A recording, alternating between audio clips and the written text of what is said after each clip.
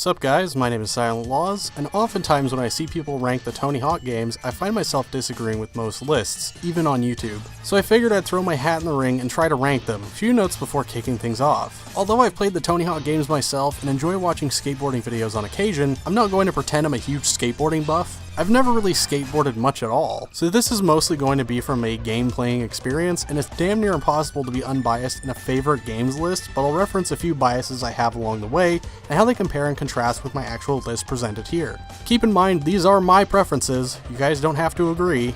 In fact, I implore you to make your own lists in the comment section. Lastly, I'm going to be leaving out games and versions I've never played, such as the handheld ports, Downhill Jam, which is drastically different than most of the games anyways, THPS3, N64, PS1, THPS4, PS1, Tony Hawk's Project 8 for Xbox and PS2, and THPS5, Xbox One, PS4. Let's start from the bottom of the barrel. Number 13. Tony Hawk Ride. The emergence of more motion-controlled games led the bigwigs to make the conscious choice of giving it a go with their own peripheral skateboard and game for a whopping total of $120. This game did surprise me a bit. It wasn't a good game, but better than I thought it would be. Covering the sensors on the front, tail, and sides, along with popping, spinning, and tilting your board are how you perform tricks. Works okay, although there are inconsistencies. Frequently having to recalibrate your skate stance was also very annoying. Functioning like an on-rail style game, your skater moves along a few different tracks, with the easier difficulty doing most of the work for you. There's a high score session style objective, busting fat combos in the streets or dropping into the vert ramp, speedrun style objective with collecting positive time increments and avoiding negative ones, and a challenge mode, busting certain tricks off and on objects littered throughout the stages. Very rinse and repeat throughout the course of the game. The challenge mode seems like the coolest idea, but with me being a royal fuck up, I usually botch a move and unfortunately have to keep playing out a line because it doesn't automatically restart. Eventually I just began to avoid this mode because of this. Such a shame. The backdrops are okay, although I would occasionally glitch through the stages and buildings, and don't even get me started on the finale stage. This game just isn't one I'd regularly play. They took a big risk taking on this form of game, and based on low sales and negative reviews, I'd say it didn't exactly pay off. Out of all the Tony Hawk games I could play, this would be the one I'd be least willing to pick up. Not the worst game I've ever played, but it just wasn't fun. Number 12. Wait, what? You didn't want a sequel? Oh no. Hot off the heels of Tony Hawk Ride came Tony Hawk Shred.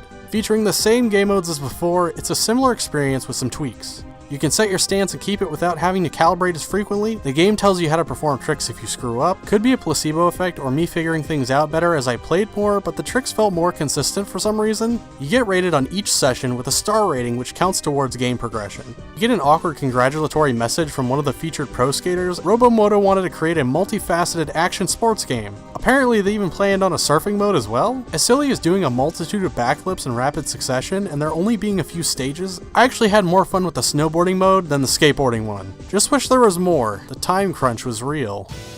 Number 11. Capitalizing on the Pro Skater namesake and a soon expiring Tony Hawk license, we were gifted Tony Hawk's Pro Skater 5. Initial looks at the game proved to be problematic for Robomoto and Activision as it was panned by fans and critics alike. No review copies being provided, leading to fans blindly jumping in. They also did away with the idea of a PC port. No Steam refunds, don't even think about it. I feel like with the coverage I've given this game and the previously mentioned games, I don't really feel the need to cover the games as in depth, but I'll try to cover more specific aspects of the game. What I can mostly assume to be a countermeasure to complaints of floatiness from their prior release due to Unreal Engine 3, and I guess the zero gravity monstrosity that is Asteroid Belt, heavy assumption there, we have the slam feature, fast descent after airing off of a vert ramp, jumping off a rail, just jumping period, the whole forcing you to manually kick and brake, gonna be a no for me. Power-ups, meh. Nothing game-changing really. New feature to create a park. Got these templates of some of the levels you've been playing in 3 different sizes. We making shirts or creative parks? What the fuck? You can make objects stack and float, which is awesome. You can even share your beautiful creations online to be played and ridiculed by other players. Hooray! Speaking of online, it's weird. You're dropped into this weird hub lobby and see other players standing around or shredding it up. I guess this is the 20-player online and not the actual multiplayer? You can take on certain goals with a friend if you so choose, reminiscent of Thaw Classic Co-op. Tag team in a goal, bros being bros. Once again, no split-screen multiplayer, and this time no online gameplay on 360 and PS3 versions. The absence of horse and graffiti game modes feels wrong as they have been staples forever. They did bring back King the Hill, but they got some shit wrong. You don't hurl projectiles at the king doesn't need to score points, just hold that crown. Maybe I'd feel better about it if they simply changed the name. Speaking of which, Deathmatch, which is pretty much like Slap with projectiles. You shoot fireballs at your opposition and each hit gets tallied. I love this. Just kidding, I fucking hate dodgeball. Always have. Create a Skater isn't in the game. Sort of. You can put heads, bodies, and decks over top of Pro Skater models, but customizing individual articles of clothing and customizing your tricks is no more. A lot of the goals are pretty samey, which isn't a cardinal sin. Lots of Tony Hawk games have the same types of goals, but the presentation is usually a lot better. Some flash to it, or some kooky character giving a mundane or bizarre problem that you solve through the power of skateboarding. THPS5's presentation lacks in all fields. You traverse through each level after acquiring 15 stars per level, getting sick nets 3 stars, and when not an active goal, the free skate objects littered around the level gives you 1 star, so you can mix and match if you want. Somewhat similar to, well, most of the Tony Hawk games. Unfortunately, you need to land a combo to get special, much like THPS2, and then hit the left bumper to activate special. Wait, what? No, stop, hold on. Following this, every trick you do is a special move. Gross. I wish I could have played as the Teenage Mutant Ninja Turtles. If anything, I really enjoyed that particular pick for a secret skater, and some of the new pros were nice additions, and I'm just surprised at the absence of staple skaters like Rodney Mullen, Eric Costin, hell even Jeff Rowley, and to a lesser extent Cab stuck through more dire points. Hold on. Let me load up my next bullet point. The levels don't really have much of a wow factor, not too many memorable aspects and how they're laid out, not a lot of variety in terms of creative lines, at least from my experience. I think because of the name and the legacy the Pro Skater series had upheld, this was the nail in the coffin. With a poorly received game and the license expiring, not a good look. Number 10. Tony Hawk's Pro Skater HD, easily Robomoto's best entry, hands down. That being said, still low on the relative list. Attempting to recreate the nostalgic bliss that the first 2, and with DLC, 3 Tony Hawk games, we have this remaster. Sort of. Like I mentioned for THPS 5, engine differences made this awkward. Quite a bit floaty in some spots, the absurd ragdoll bails coming off the heels of your shortcomings where you're launched into the stratosphere, thrown under the level, or stretched out are comical. The lack of the frantic button mashing upon a bail to get up, rather just a white screen and suddenly you're up again, and the respawning on inconvenient spots you had bailed on prior just to throw you off your game again are definite low points. In an effort to recreate the THPS 1 and THPS 2 experience, they even necroed a feature nobody liked and brought it back to the forefront. Big drops. More on that trash later. One thing I haven't really touched on is the Robomoto era game soundtracks. For HD, they managed to snag a lot of the classic THPS 1 and THPS 2 bangers, but the new additions are lacking. Now I know Thug 2 had some interesting picks too, with Unexpected Sinatra and the Doors submissions, but you're really gonna have INXS's New Sensation, Kenny Rogers, The Beach Boys' I Get Around, Neon Trees' Animal, Yogi and Skrillex's Burial, and Over the Rainbow cover by fucking Me First and the Gimme Gimmes? What? So I actually was alright with some of the level choices, although I heard they were voted on by fans, so good job fans, I guess. The goals were fine, standard stuff. Projectives offering a little more ballsy goals. Hawkman, standard combo along this line, but more strict. You have to manual here, you have to air here, etc. Hawkman would return in full force in THPS 5, by the way. Some sick skater selections with the old boys, and new featured pros like Chris Cole and Riley Hawk. Unlockables in Officer Dick, Ollie the Bum, and Robomoto's mascot, Roberta. And with the DLC, even more returning Pro Skater pros being brought into the fray. They actually had a PC port, keyword being had. Oh no! Some online multiplayer where they actually had graffiti, looking at you Pro Skater 5. The new big head mode is a decent concept, throwing down combos to decrease your ever-inflating head. Kinda weird to look at though. There's definitely some lacking ingredients of the classic THPS recipe though. No glitzy skate videos, no cap and no Cass. So their best effort, but still not up to snuff. Hard torch to bear though. Number 9. Tony Hawk's Proving Ground. In all fairness, with this game and the next on the list, I didn't play them a lot. It came to a point where I got jaded and said enough is enough. So maybe if I did play it on release, then maybe things would be different. But I didn't.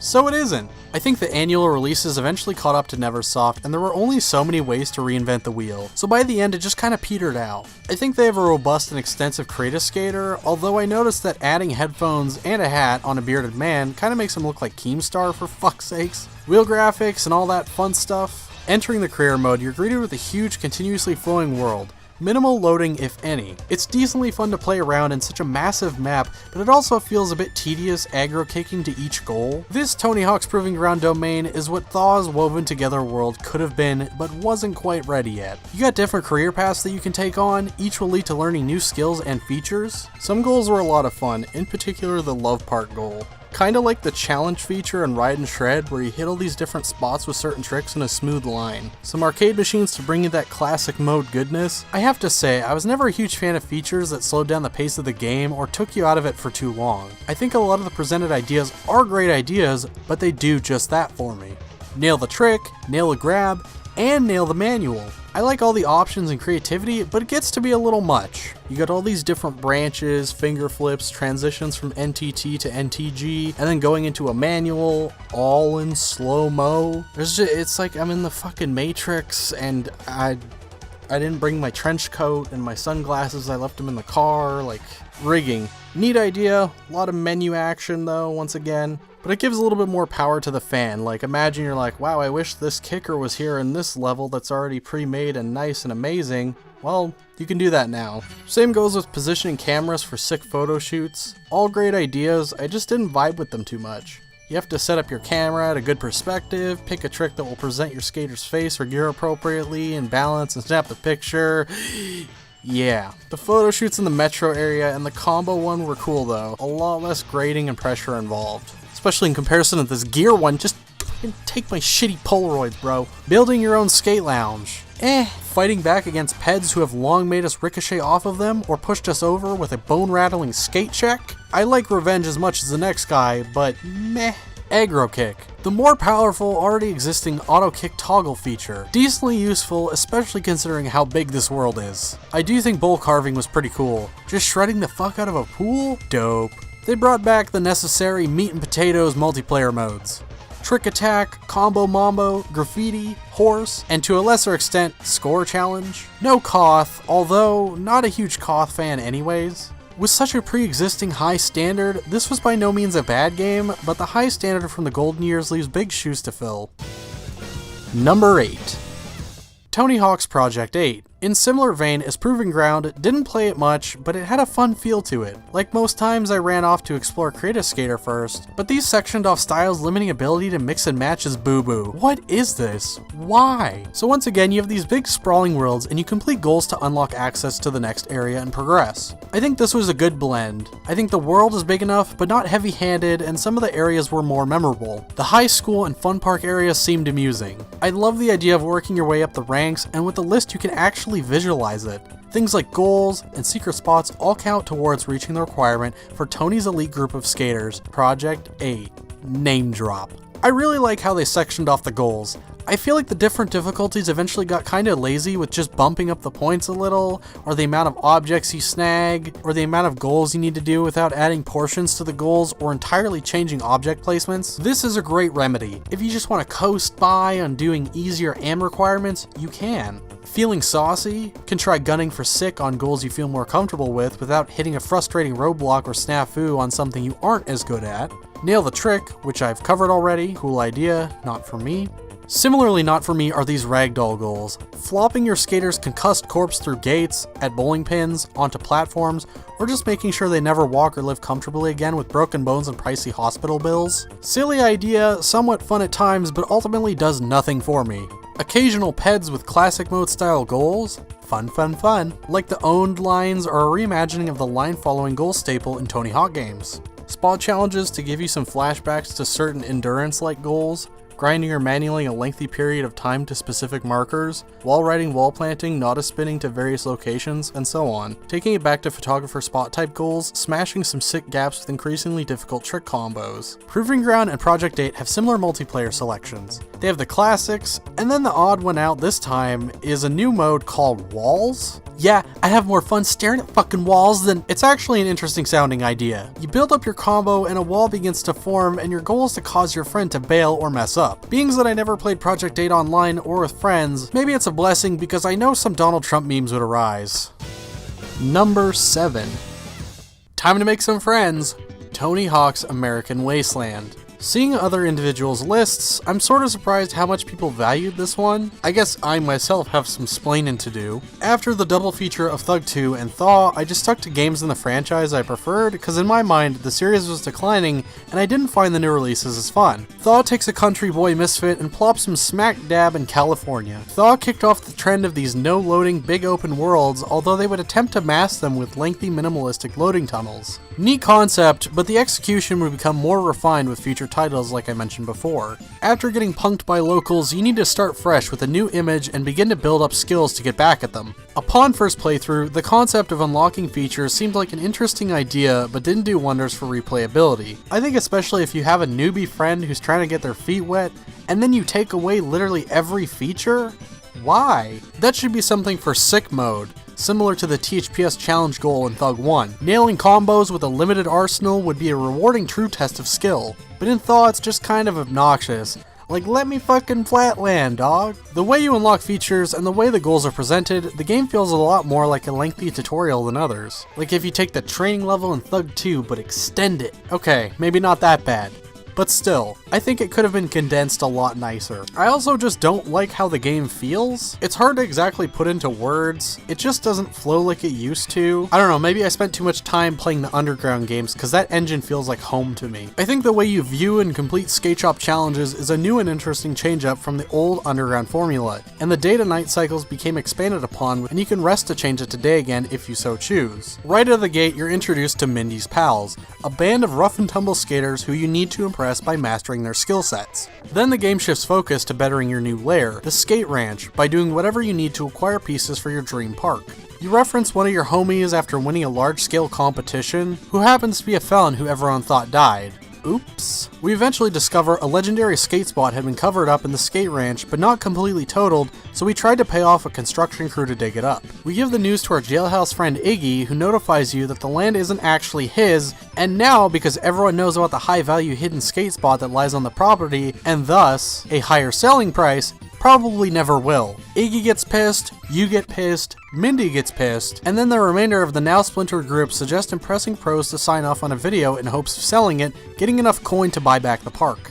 While the story shifts focus a bunch, the plot is fine. Some of the new features include more wall-based and combo run-out options in wall flips and tucks. Adding another flip or roll for grabs and flips, that looks a hot mess. Bone dollies, which give you a little more mustard on some airs. Nodus variations. Meh. The two-tail, which I literally only used once. I don't even, like, what the fuck? Burt slides, another combo continuation tool. Bank drops, increasing the amount of objects you can drop into, which is sick. And stalls, which I like the idea of, but I have a personal gripe. As someone who's constantly buffering spins between grinds, it gets a little bullshit with muscle memory when you stall by accident, but that's more of a me problem. Expanding your creative tendencies with create a grind and create a manual. I dig it. I always enjoy creating moves, but you know me, I wanted to see this expanded on even more.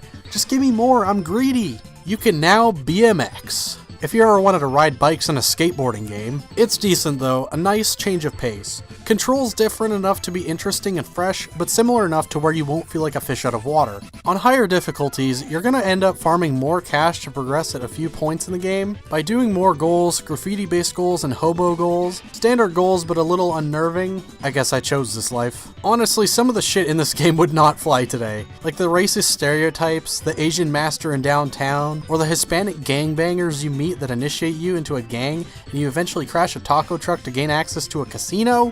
I can hear the angry chants already. What do we want? Sheep freedom! When do we want it? Now! Oh, never mind. We already got him. Just ignore what I was saying. There's also the returning classic mode. I enjoyed it, but I felt like they busted their wad on Thug 2 to the point where it feels a little lacking in Thaw, even going as far as to lift levels from Thug 2 Remix. Overall, Thaw levels included, I think I had less love for the maps as time went on. Same kind of goes for Thaw. There's some highlights like East LA and Downtown, but I just didn't enjoy the rest as much, save for the select classic maps. Multiplayer added some interesting modes. The returning goal attack, which was also in Thug 2, and Potto Gold, which may sound like a familiar idea. Hold on to the gold and bust the highest score. Wouldn't say either of these are barn burners. The soundtrack is cool. Nice spread of songs, features from Block Party, The Doors, The Dead Kennedys, Frank Black, and Death from Above. Also, can we talk about how long it took them to get Day One Song up in this bitch? And they made him the skate club's gatekeeper pre-Santa Monica? A travesty. You didn't think I'd bring it up, but I did. Overall, Thaw's okay, but I never loved it as much as others apparently did. Number 6.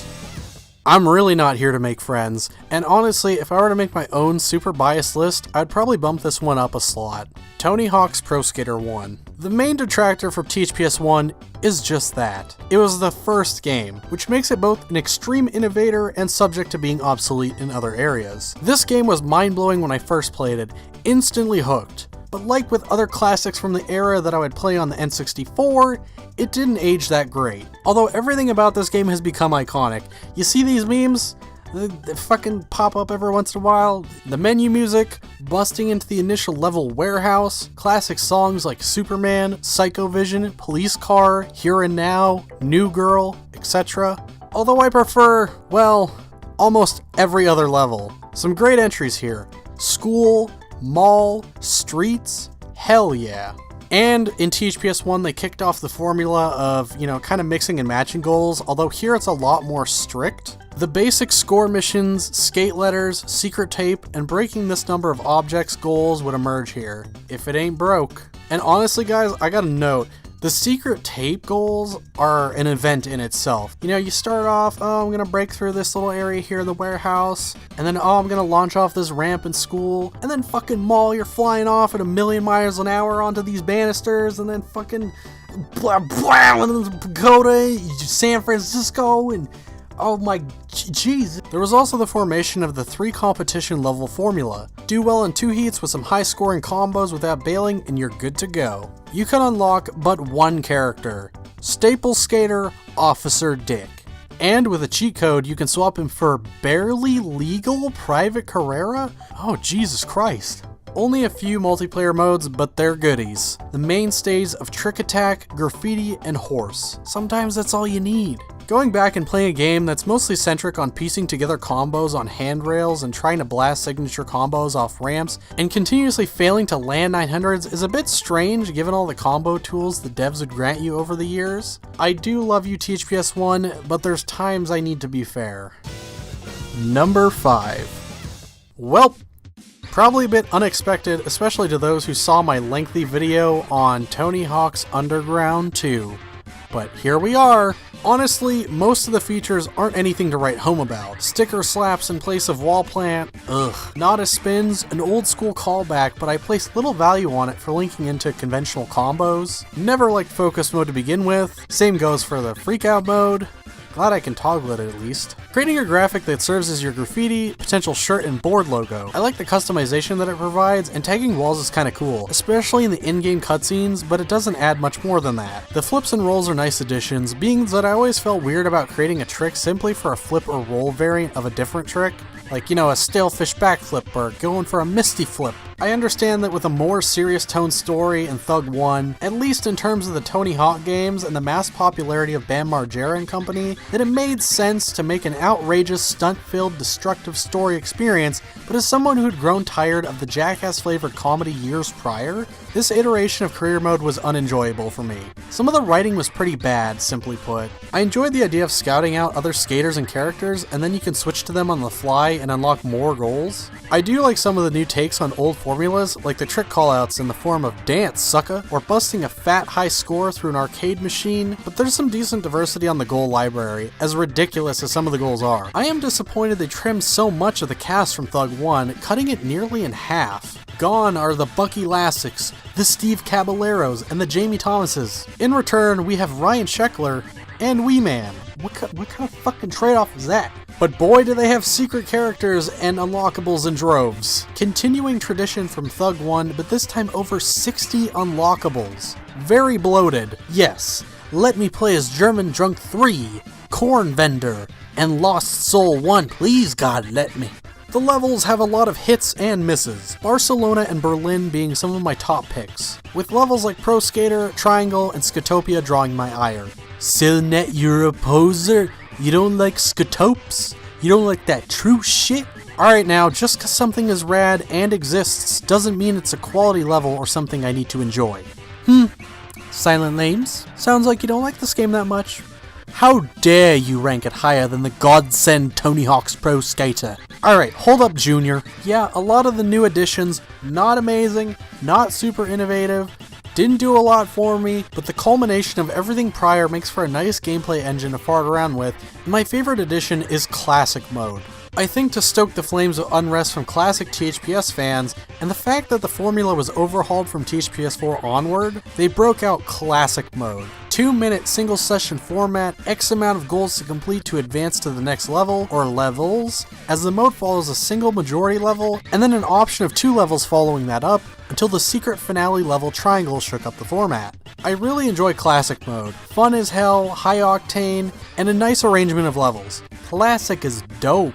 Multiplayer of Thug 2 presents new modes of Elimiscate and Scavenger Hunt. If you recall the preliminary best trick contest goal in Tampa, that's how it works. Round by round, knocking out the player with the lowest score, and Scavenger Hunt includes placing markers throughout the level, making it as difficult as you can for your adversaries to pick them up. Then, you scope out and acquire as many markers as you can. One decent mode, one weird one.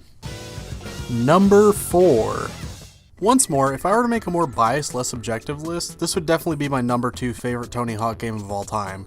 I love this game. Tony Hawk's Pro Skater 2. While THPS 1 had me hooked, THPS 2 did doubly so. Even from just the intro. Keep in mind, I played the N64 version of THPS 1, where the intro just consisted of in-game skaters doing signature moves, so when I obtained a PS1 and Xbox copy, I did not expect the skater reel with the classic Rage Against the Machine song as the opener. It just got me really hyped to play the game. THPS 2 had some real game changers. This was the first appearance of Create a Skater, and it wasn't half bad. It blows THPS 5's Crime Against Humanity cast out of the water. Neversoft also put their own dev team skaters in the game if you input a cheat and type in their fancy names. Fun Easter egg that would make future appearances as well. Pro Skater 2 would also be the first appearance of Create a Park, creating your own dream park. Or, if you lack the creative juices and have grown tired of making spike pit death traps, there's pre-made skate parks. Once again, being the first of its kind, it's definitely a nice thought, but obviously needed refining that would come in later installments. Changing your tricks around, grabs, flips, and specials, and with the way you progress in the game, completing goals to garner cash that would unlock levels, and you can even buy newer decks and different tricks. Who wouldn't love this feature? Come on, man, amazing! Speaking of tricks, there's now directional double tap tricks such as the 360 flip. Dope. More grinds than before like overcrook, feeble, nose blunt slides, and blunt slides. Nollie and switch was added, which is awesome as well. The big boy, the granddaddy of them all, has to be manuals. After coming off rails or flat, you can now continue that with a mani. What a godsend. There are a few hangups though. On most versions, except 2X, the Xbox iteration, there is no real balance meter still, but they do have the manual balance meter. I did get used to it though, so I'm okay with it. Similarly is special manuals. On most versions of the game, there's a combination of directions, and then you press the grab button for a manual. Disgusting. Much like slams in THPS 5, and for me personally stalls and thaw, this button choice can cause issues at times, especially for those not accustomed to it, but it can be manageable with enough practice. Fucking big drops. In an arcade-style skateboarding game where in the previous game you hurl yourself off of a large ramp through a glass ceiling for a VHS tape hovering above a pagoda, okay, yeah, you can press the ollie button before touching the ground and can land that shit sometimes, but this is just, why?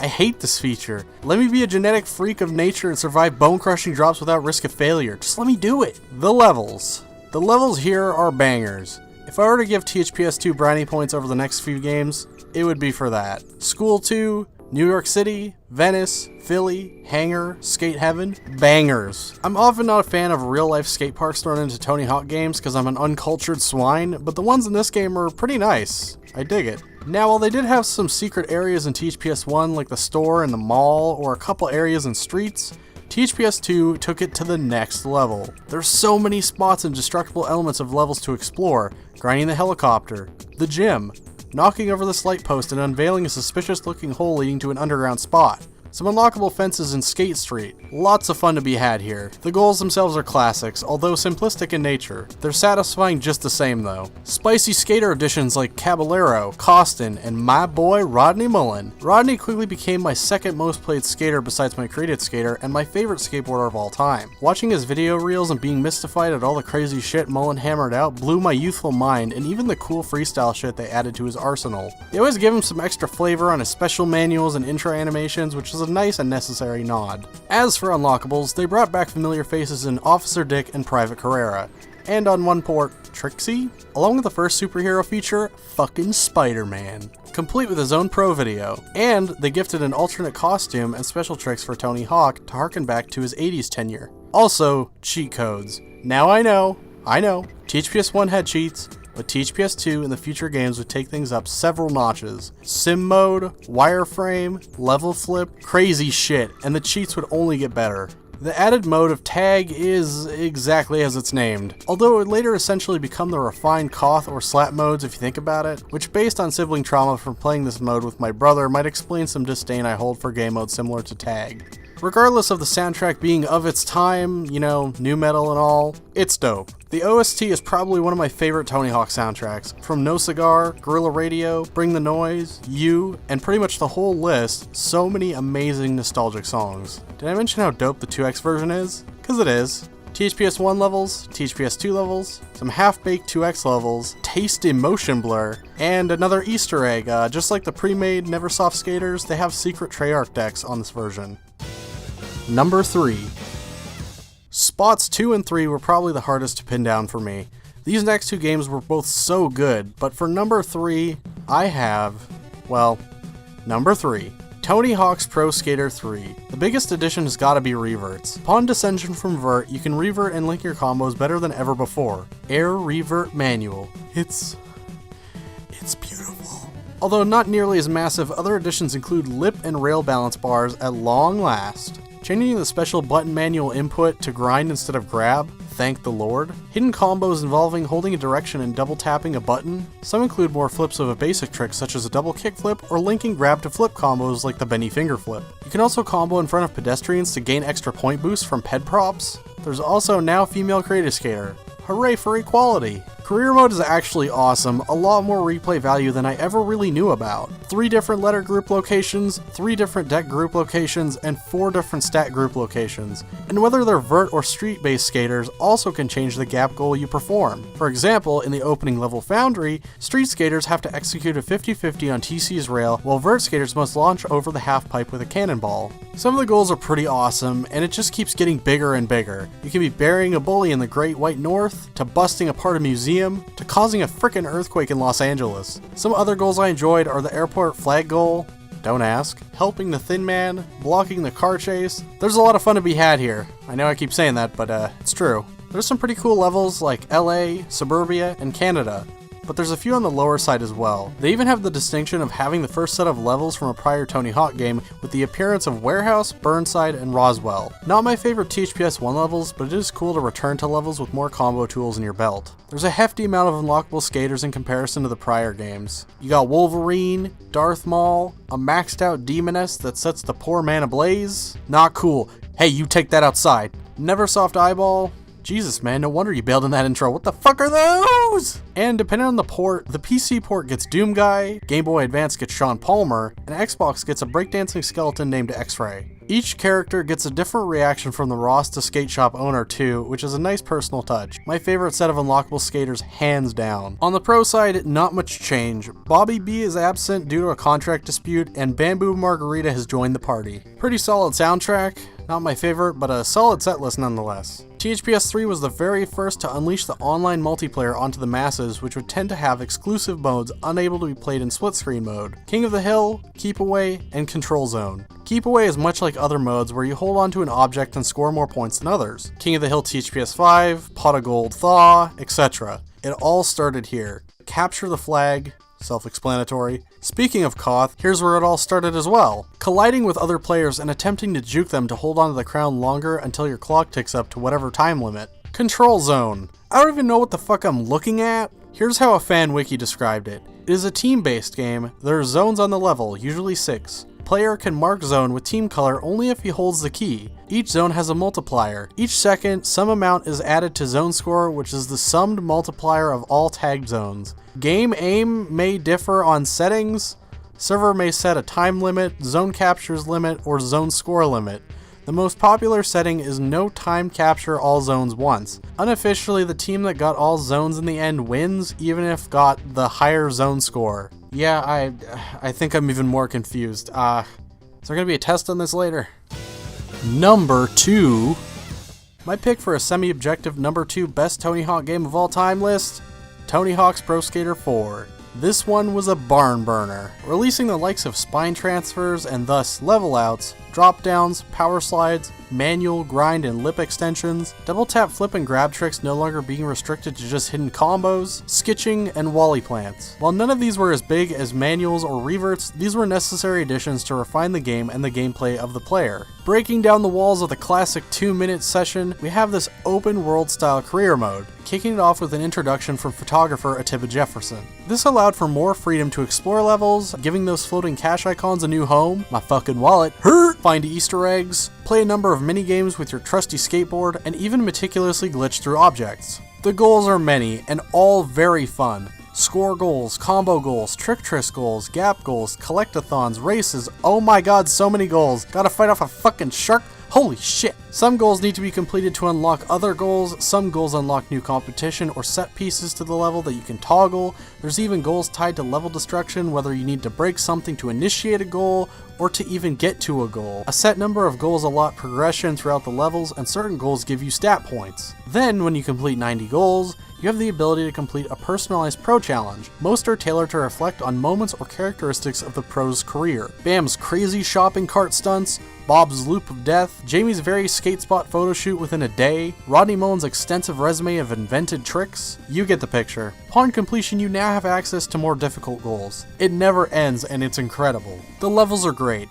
San Francisco, Chicago, Alcatraz, College. The whole set of locales is awesome, and with all the pedestrians, vehicles, and now animals, makes a great atmosphere in each map. With money being brought back into the picture, the last time being in Teach PS2, they give you a lot of things to blow your money on. Levels like Carnival and Chicago, cast items like Kenny the Koala's head or some clown shoes, and our beloved secret skaters, badass Mike Vallely, Iron Maiden mascot Eddie, the high-flying Star Wars icon Jango Fett, or Jenna Jameson-inspired Daisy. Take your pick. The soundtrack has a couple stinkers, but how can you go wrong with features from bands like The Offspring, AC/DC, Iron Maiden, Goldfinger, Sex Pistols, and hip-hop heavy hitters like Gang Starr, NWA, Run DMC, Aesop Rock, Public Enemy, De La Soul, and Muska Beats. Yeah, I said it. Hopping into the split screen mode or online, a couple score-based modes like Combo Mambo, highest combo wins, and Score Challenge, first to set score wins, if that's your thing, and online exclusive modes like Goal Attack, completing certain goals from story mode quicker than your pals, a game mode that would later see a return, albeit for the classic modes of games like Thug 2 and Thaw. But overall, this game is amazing. Nuff said. Number 1, oh my god. Finally, to probably no one's surprise, my favorite Tony Hawk game of all time is Tony Hawk's Underground. While I enjoy the classic flavor of the Tony Hawk games, I was thinking about moving forward and leaving the series behind until I saw the trailer for Thug. It blew me away. This game put heavy emphasis on the created skater in this installment, pushing them to the forefront of the story and adding more customization than ever before. With every passing year, they would add more accessories, but now you're even able to have a picture of your face slapped onto your own skater. A nice personal flair that I'm sure totally hasn't been taken advantage of in recent years. Having your own trick creator, insane. Although I had high hopes it would eventually be fleshed out more, it was incredible upon first experience though, and the eventual feature of Create a Deck. Once again, nothing super robust, but it was super fun to make your own deck designs once you had turned pro in the story mode. Other emerging features including finally being able to get off your board, you can readjust mid-combo, you can caveman, you can walk to your destination, climb and jump on roofs, grab and hang on ledges, a lot of freedom to move about. I personally enjoy the added benefit of being able to make a jump and then quickly caveman and hold direction for better aerial mobility. Wall plants, another great feature. Hip transfers and acid drops, opening up more ramps to drop into and more potential for cool transfers. Pressure flips, pretty cool. Wall pushes. Didn't really do a lot for me, but whatever. Double tap grinds, which is pretty neat. I always wanted to do a dark slide on the fly without it having to be my special. Unfortunately, there's a glitch that resets your balance meter when you do certain double tap grinds, one of which is dark slide, and I don't need that shit. Now to hop into career mode. From humble beginnings in New Jersey with your old buddy Eric Sparrow, to filming a sponsor me video, to getting sponsored, winning competitions, traveling and filming with pro skateboarding teams, getting fucked over by said old buddy, to losing it all and becoming jaded, to becoming remotivated and building your own dream team and filming more spots, to showing who the best skater is. Thug 1 showcases, at least as far as Tony Hawk games go, a serious and well put together story with a slew of milestones. Even the way you boost your stats feels like you're progressing with your created skater, by doing specific skills to get better in that area, but you can't max out everything right out of the gates either. You have to become an amateur and eventually a pro to accomplish that. Although the stats you can't get don't make the game unnecessarily hard, especially considering there now exist different difficulties you can select, which helps dumb down the game, but also has a mode to keep a reasonable challenge for slightly more experienced players. And although some goals on sick difficulty simply give you less time to complete the task or more points to chip away at, some goals need to be done in a combo now, some goals add new sections, and some goals change locations of collectible objects entirely depending on difficulty. My main issue with certain goals is the driving of vehicles. While some vehicle missions are avoidable and some vehicles are relatively easy to control, transportation like the leaf blower cart and the blimp, especially on sick mode, can fark off. And I know it's oversaid, but I mean, I just want to skateboard, you know, I don't want to pick up my boys in a limo, just let me skate. The levels are, in my humble opinion, amazing. I could jump into any level and have a good time. Well, except for Harder Than Hell. Fuck that level. Manhattan is my favorite level of all time. And there's also Tampa, Hawaii, New Jersey.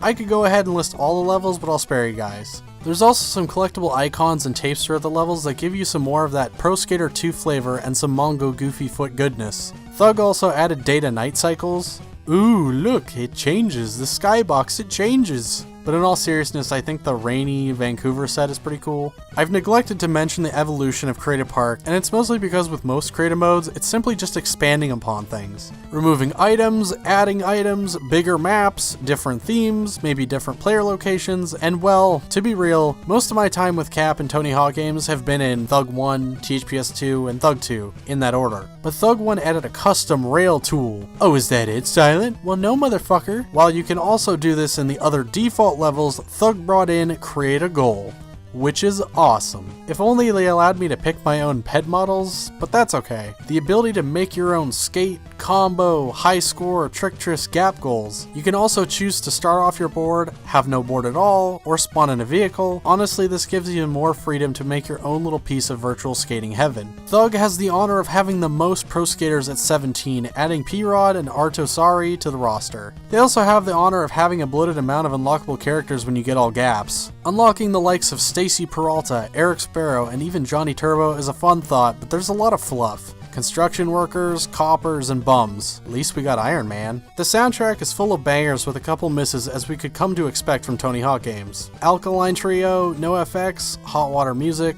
Rise Against, Sublime, The Clash, Fu Manchu, Queens of the Stone Age, Bus Driver, Cannibal Ox, Jurassic 5, Nas, and R.A. the Rugged Man. And to cap things off, multiplayer. Adding Firefight to the mix, in which you engage in Mortal Kombat with friends and foes alike by lighting them up with some juicy combos. Or, if you suck, or you play with people that do, you can set the gate for large fireballs down, so you can just unleash a firestorm. Can you tell I like Firefight? Because I do. And that's my semi-subjective list. I know not everyone is going to agree, and that's perfectly fine, and in my own biased viewpoint, I would switch things around as well. So I implore you guys to keep it civil, respect each other, and respect me most importantly. This list is a personal take. Let me know what you guys think. How would you rate things and why? Give me some reasons, I want to know. Anyways, thank you guys for watching. Bye bye.